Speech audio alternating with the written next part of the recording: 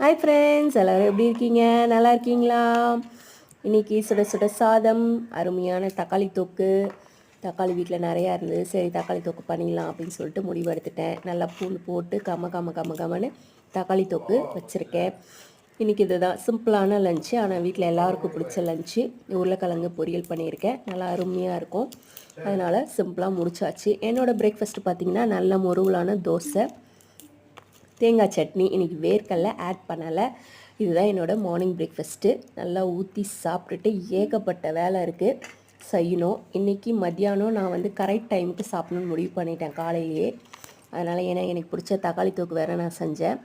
அதனால் அதுதான் நான் சாப்பிட்றேன். நிறைய ஆனியன் போட்டு உருளைக்கிழங்கு எப்போவுமே பொரியல் பண்ணுங்கள், செமையாக இருக்கும்.